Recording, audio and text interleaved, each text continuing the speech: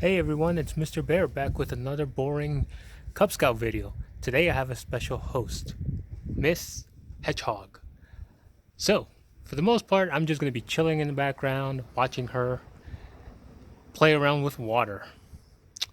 Alright, so I'll let her take over now. Hey guys, it's Miss Hedgehog. Today we're going to have a very exciting day. What are we going to talk about? Water! So we're going to talk about the importance of water and how we pollute our rivers and our lovely oceans and our lakes and all that grand stuff. I kind of makeshifted my little contraption here. So let's go ahead and get started.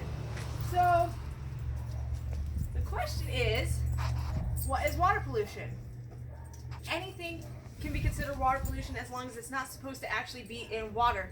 This could be oil, this could be any type of contaminant like arsenic or even plant fertilizers that farmers use. And so a lot of times we don't even know when water actually gets polluted. A lot of times it's actually clear, so water will look just normal and it will actually have little tiny particles and contaminants in them. Okay, so a few things that can contaminate water are things like oil. Oil is very easy to see and it usually happens in the ocean, but it can happen anywhere else. All it takes is, well, oil. So what happens when oil hits the water? Well, a lot of times it's a lighter thing, so it will float on the surface, but unfortunately there are a lot of animals and still a lot of fish that need that water to survive, and so we actually end up endangering their lives, and then it can actually spill into our rivers and our lakes because everything is connected, and that means that we can actually be drinking water that could be contaminated. Well, how do we stop this? Well, that's where our government comes in. Our government sits there and it cleans the water that we're going to drink so that way we can stay healthy. Sometimes, unfortunately, this goes wrong. As you guys may know, in Flint, Michigan, they are still having troubles drinking water because there is an extremely high level of lead. Now, this will not actually show up in water. Lead will actually be very clear because it's tiny particles, so it's not going to appear as if it's actually in the water. We're very lucky here in Colorado because, well, we actually have clean water and nobody has actually complained yet, so we're good. What are some of the other things that can contaminate our water? Well, that's very simple. Anything can really contaminate our water as long as it's not supposed to go into our body. So things like fertilizers from farms and things like that can actually seep into the ground and actually cause more trouble. So what do?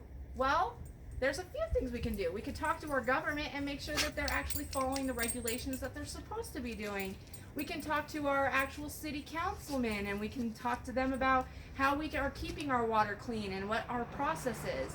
So there's a lot of different things that we can do to keep our waters clean, and it's actually just as simple as don't throw anything down or don't put anything in the water that's not supposed to be there. So don't throw your plastic bottles into the ocean or the river or the lakes. Don't dump oil down your drain because that drain is going to go right into our system and it can actually cause problems. Now, once again, we do definitely have really good systems to clean water, so I don't want you guys to get scared that the water you're drinking is totally going to be bad, because that's not the case. These are rare occurrences where something goes wrong and the water becomes contaminated. A lot of times we see this in the ocean. There is a type of algae that actually happens naturally and it becomes really green and gross looking, and it actually ends up ravaging the whole area, killing all the animals and hurting all the people because the people can't drink it now. And so it's a lot of things that we have to be concerned of as humans, because what's the one thing that we need? Water.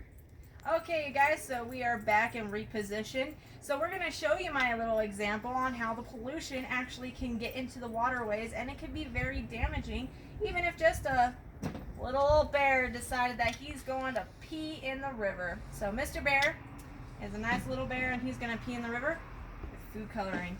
Now let's go ahead and turn the water on. So our nice little river is a waterfall in this case.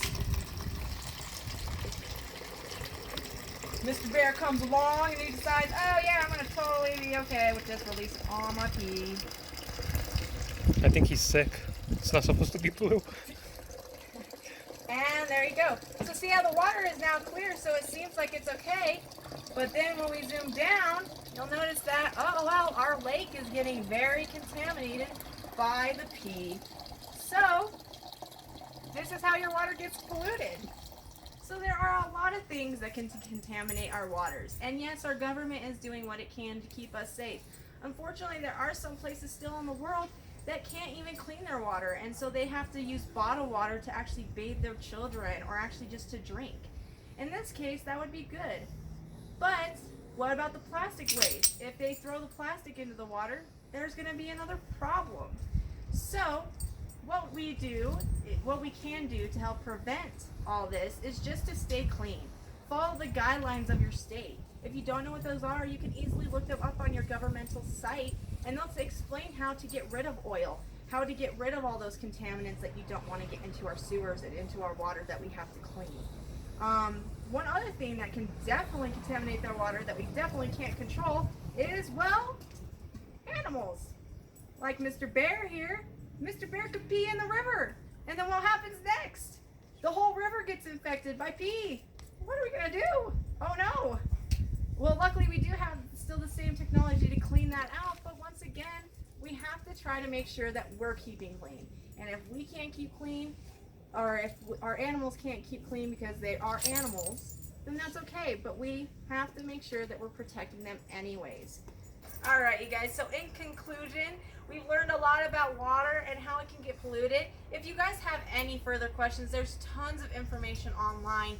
You can Google and see what kind of contaminants exactly get in, which states are more likely to get certain types of contaminants, as well as looking up and seeing what you can do for your community to keep your water clean and safe for everybody to drink. Me and Mr. Bear here will try not to pee in the river, and we will try to make everyone clean and stay clean ourselves. And I hope you guys have a great rest of your weekend and to stay safe.